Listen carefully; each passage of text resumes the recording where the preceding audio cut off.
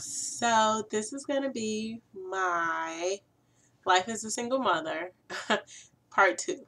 Just to kind of fill you guys in on where I am, now that Carter is a toddler and the second set of challenges that come with him being a toddler. So I've been a single mom for almost 18 months now. So Carter is 17 months and it's much harder. Just from him, it's harder because he's more rambunctious and he gets into more and he's just so busy all the time. And he's doing this new thing where he has tantrums. And some tantrums I can control and other tantrums I don't know what to do. Compared to when he was a baby, we didn't have tantrums. We didn't really have any problems. So now I guess I'm getting into the discipline, and it's really hard to discipline him, especially because I'm living in the house with other family members. So everyone's kind of influencing him versus me being just me and him at our house. So that makes it much harder to keep him contained and focused on like my way of disciplining versus everyone else who just gives him whatever he wants whenever he wants it. So I don't have that second parent to kind of help me or have my back and be like, well, this is how she disciplines him and this is how we're going to discipline him as a couple. It's just me. So my way of disciplining him, no one really listens to me, I guess. So it's really difficult to get my point across. Like, this is how I want him to be disciplined. You can't just give him what he wants. He needs to have boundaries and restrictions. So it's really hard just to get my point across and make sure that people are understanding, like, this is the way that I want him to be parented. Thank you for your opinions and your concerns, but this is how I want it to be done. And they just kind of ignore that and do what they want to do. So that's very annoying when, outside family is coming in and telling me how to raise him. And I think that's another thing that really gets on my nerves. People are constantly telling me, like, you should do this, you should do that, you should do this, you should do that. I just want to raise him the way that I want him to be raised. And I don't want anyone's outside opinions. Like, this is my child, and this is how I want him to be raised. Other challenges that I've come up against as a single mom is I never have free time. Carter was with me pretty much 24/7.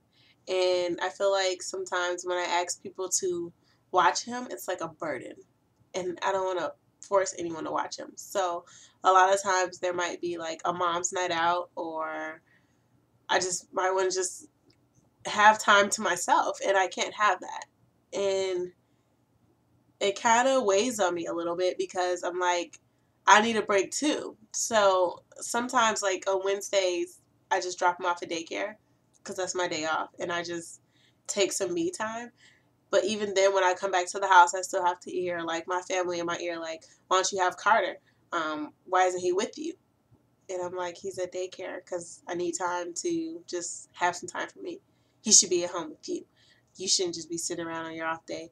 He should be doing something with you.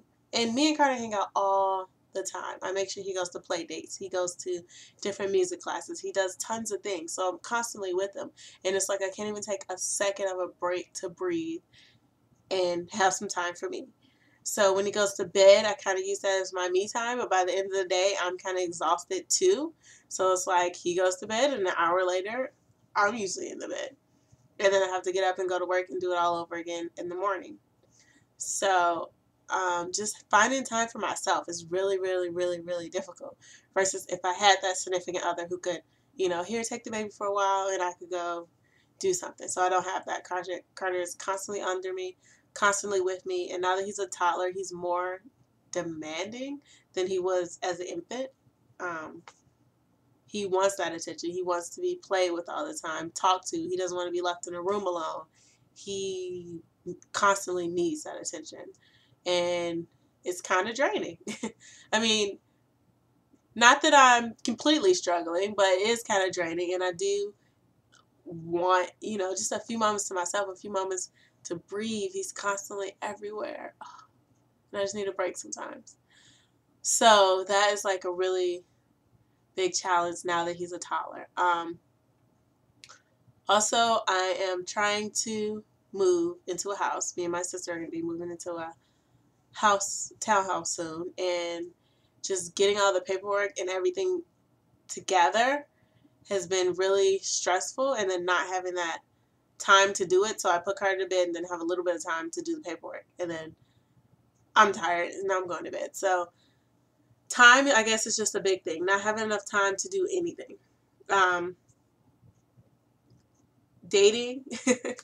I've just given up on dating completely, and I kind of talked about this in a previous video, but when I go out, I kind of feel guilty, even if it's like Carter's, he's down for the night and he's asleep, and I know that he's not going to wake up and be like, hey, where's mom? But I still have this guilty feeling like I should be home with my son. Like, I shouldn't be dating. Like, what are you doing? So it's hard for me to go out and date without feeling guilty, even though, like, he's much older and he is sleeping through the night.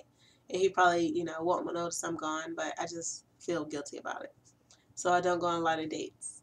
And then just dating in general is weird, I guess, when I have a kid. I don't want to say weird, but the guys aren't as receptive to someone with a child. Or, I don't know, I just feel like guys are playing games, or they're just really boring, which sucks. So that's kind of going nowhere. What else are some single mom challenges? I don't know. I feel like I do a pretty good job of, I guess, people wouldn't know I was a single mom unless I told them, because I do everything that a stay-at-home mom would do or a working mom would do. I make sure he goes to play dates. He's in music classes. He's in daycare. He comes home. We eat dinner. I mean, you really wouldn't know unless you asked me. And then when people ask, they're like, oh my gosh, really? And I'm like, yeah, it's just me and Carter. Like, I can't believe it. You do all this stuff by yourself. I could never do that. And I'm like, it's really not that hard. I mean, it's hard, but it's not, that difficult. So not a lot has really, really changed. I mean, he's just more difficult to handle as a toddler in general, but just as far as like getting into the swing of things and dealing with him as a toddler, I have to definitely be more active with him, constantly going outside, taking him on walks, just trying to keep him busy so that he's not constantly under me, I guess you can say. So his mind's not idle, so we're not just like sitting in the house bored. So I'm constantly taking him places and doing things with him. I don't know. I guess it's not that much more difficult as a toddler, besides the fact that he's just busy and he really, really wants attention. It's harder to find meals to give him. I don't know what to feed him these days, which is hard. I don't know. If you guys have any questions, feel free to ask me. I'm still on my own. I don't get any child support. I filed for the papers because my family wanted me to, but I haven't received, any money or anything. Me and Carter's dad, we do talk through text off and on. We were supposed to go and see him while we were visiting in Georgia, but that didn't happen. So he never texted me back, never came through. So Carter still has not met his dad, not once, not through Skype, not on anything. He's never met his dad. So that kind of hurts my heart, though, because I want him to have a relationship with his dad. And I feel like I keep trying to get that relationship to happen. And every time I go there, he's like, I'm busy. Or this previous time, he just didn't call or text us back. And I really want Carter to have that. I want Carter to have like a picture of him and his dad when he was little. Like, he doesn't have that. And I know that he's loved beyond belief. Like, everyone is in love with him. But I just want him to have that bond, that only a father and son can have. But I don't think his dad really cares either way. So that kind of hurts my heart, that he doesn't have that. And I do keep a journal for Carter, and I write to him, and I just, write how much I love him, or write what's happening in his life. And I try to write 2 pages a month. So I write him 2 little, like, dear journal, like, Dear Carter, today you got your molars and you're such a big boy and you're growing and you started walking.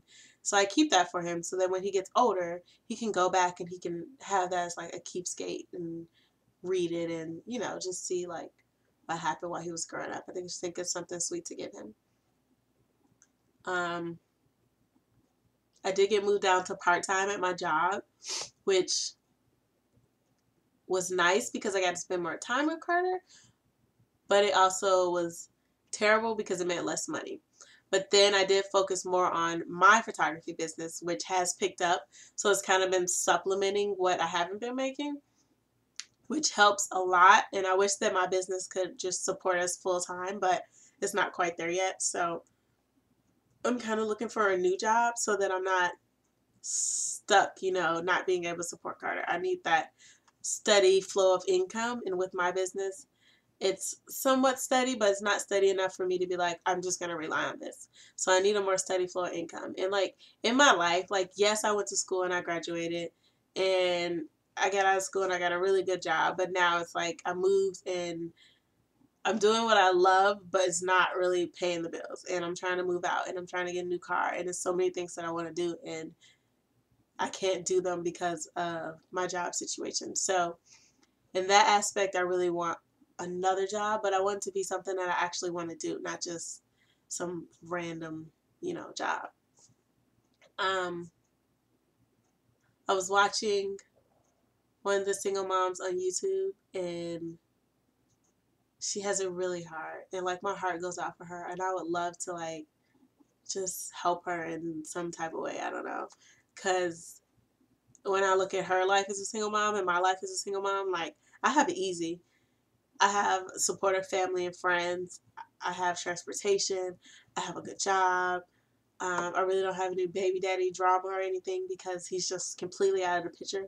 So when I just compare my life and look at hers, I'm like, oh my gosh, like my heart I just want to cry for her. But in my case, like, I don't feel like I have that, big of a burden. Like, it's not that difficult for me. It was just like I love being a mom from the bottom of my heart. And Carter drives me crazy sometimes, granted, but I love him and I wouldn't trade it for the world and I wouldn't go back and change anything. And sometimes I think about like what would happen if Carter wasn't here. And I don't know what I would do. I love him so, so much. It's crazy. I don't, like that feeling like, can you ever love a human being this much? And you can. Like, I love him with all my heart. And a lot of guys, like, when I'm dating, ask me, like, what one thing would just make you fall in love with me or whatever? And I'll be like, if someone loves my son the way that I love my son, like, that would make me fall in love with you. And they don't get that. They're like, what? That doesn't make any sense. I was like, I can't even explain it. But if you can love my son the way I love my son, like that will melt my heart. It's just to see him like bonding and getting along and loving him like unconditionally. That would be awesome. Even though he's not your birth son. And I guess that's one of the challenges like with dating as a single mom, just never knowing like how people perceive your children because I want them to be loved the way that I'm loved. Another thing that I guess I kind of struggle with being a single mom is letting other people help me. Um, my sister helps me a lot. But other than her, like, I kind of stray away from help. So, like, if I did want to go to a mom's night out or something, I wouldn't go just because I don't want to burden anyone else. I want it to be, like, I know he's my responsibility. So I don't want to put that on anyone else. Like, one time I was, like, deathly ill. Well, I wasn't deathly ill, but I was really, really sick. And Carter was just running around the house and nobody was watching him. And I really wanted somebody to help me. And I asked my sister and she said no. So I just took him downstairs, gated off the downstairs area, and just laid on the floor ill. And he played so sweetly. It was like he knew mommy was sick. And he just played so good all by himself right next to me. And it just made me want to cry. And I was so appreciative to have, like he's good when I need him to be good, which is awesome because I don't know what I would do if he wasn't such a good kid. Sorry, I don't want to cry. I like crying in here. Yeah, so those are like some of my struggles and things. as a single mom, I don't think it's anything that I would change. I absolutely love my son. And I kind of want to tell you guys a little story about how Carter came to be, I guess. I don't think I've shared this with anyone before, but when I found out I was pregnant, I think I was eight weeks along or something, 8 or 9 weeks along pregnant, and I had already told the dad that I was pregnant, and he told me basically to get an abortion. And I was gonna actually go through with it, and he said he would pay for half of it. And I was working at a summer camp, and I had two really great mentors at the summer camp. It was a husband and a wife who owned it, and I worked there every summer. So the summer that I was there, I actually got pregnant, and I wasn't performing to the best of my abilities because I was pregnant. I was tired all the time. I couldn't really keep up with the kids and play with them. I always had to sit down, and like one of the rules in the camp is you can't sit down. So his wife actually came to me and just asked me like, "How are you doing?" And I'm like, "Things aren't so great, you know.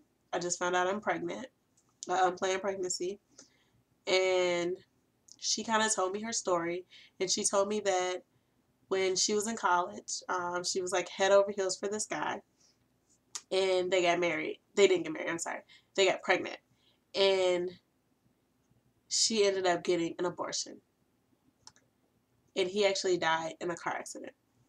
And then she felt bad for getting an abortion because that was the only like part of him that she had. So now she married the guy who owns the summer camp, and they've been trying to have kids for the longest. She's had 4 miscarriages. She's had a baby that was born and then died a few hours later, and she just hadn't been able to get pregnant. And it just touched my heart. And she was like, "You're graduating from college. You know, you have a good job. You have options. You don't have to get an abortion." She said that getting an abortion was the worst thing that she could have ever did. And if she could go back and change it, she would. So she kind of talked to me and encouraged me not to get one. And then I actually had the abortion plan for 7 a.m. the next day. And me and my friend was going to drive me up there, and I was going to go get an abortion. But after hearing her story and hearing everything that she went through, I decided not to get an abortion, and I decided to keep the baby. And now Carter's here. And I had a hard time at the beginning coping with it and accepting that, like, this was going to change completely what I wanted. I wanted to get married, you know, fall in love, get married, have kids, and then have, you know, have a baby with the man that I love. So this would ruin my white picket fence, house on the hill, you know, travel the world with the man I love and then get married. I wouldn't get to have that. And here I am, and I didn't get that. But I have this sweet a bundle of joy, and I'm so in love with him, and I wouldn't change it for the world. So to single moms out there, I would say just, you know, love your child. They'll get you through each day. And yeah, I mean, I don't know what to say.